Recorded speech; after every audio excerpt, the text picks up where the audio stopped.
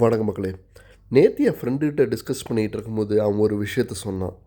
நான் அதை கேட்கும்போது நானும் ஒருவேளை அதே சுச்சுவேஷனில் தான் இருக்கணும் அப்படின்னு எனக்கு தோணுச்சு.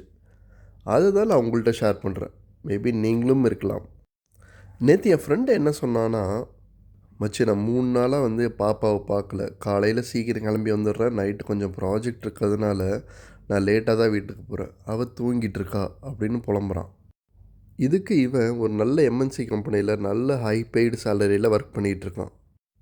என் மனசில் பட்ட ஃபஸ்ட்டு கேள்வி, குட்டி பாப்பா கூட டைம் ஸ்பெண்ட் பண்ண முடியல, ஃபேமிலி கூட டைம் ஸ்பெண்ட் பண்ண முடியல, அப்புறம் எதுக்காக நம்ம ஒர்க் பண்ணுறோம்? நம்ம எல்லாமே டெய்லி வேலைக்கு போகிறோம். முதல்ல லைஃப் செட்டில் ஆகட்டும், அப்புறம் லைஃப் என்ஜாய் பண்ணலான்னு. ஆனால் லைஃப் வெயிட் பண்ணாது. குழந்தைங்க கொஞ்ச நாள் தான் குழந்தையாக இருப்பாங்க. ஒய்ஃப் இல்லை குழந்தைங்க மேலே இருக்க லவ் பேசினா வளராது, கொஞ்சமாச்சும் கேர் பண்ணால் தான் வளரும். சில பேர் சொல்லுவாங்க, நான் வீட்டுக்கு போனால் என்னோடய எனர்ஜி ரீசார்ஜ் ஆகிடும் அப்படின்னு சொல்லுவாங்க. ஆனால் அது உண்மை இல்லை. உண்மை என்னென்னா, உங்களோட ரியல் எனர்ஜி சோர்ஸே உங்கள் வீடு தான். நான் ஒன்றும் உங்களை ஒர்க் போக வேணாம்னு சொல்லலை.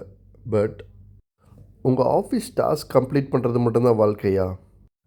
இல்லைனா உங்கள் குழந்தைங்களோட சைல்ட்ஹுட் மெமரிஸாக நீங்கள் இருக்கணுங்கிறது ஆசையா?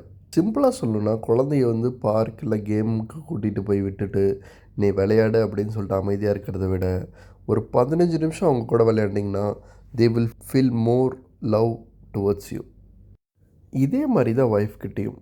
ஜஸ்ட் ஆஃபீஸில் இருக்கும்போது ஓகே என்ன சாப்பிட்டியா அப்படின்னு ஃபோனில் கேட்குறத விட ஒரு 10 to 15 மினிட்ஸ் உட்காந்து ஃபோன் இல்லாமல் உட்காந்து நேருக்கு நேர் பேசுனீங்கன்னா that is enough for instead of சாப்பிட்றேன் ஓகே வர்றேன் அப்படின்னு சொல்கிறதுக்கு it's for more better and more valuable.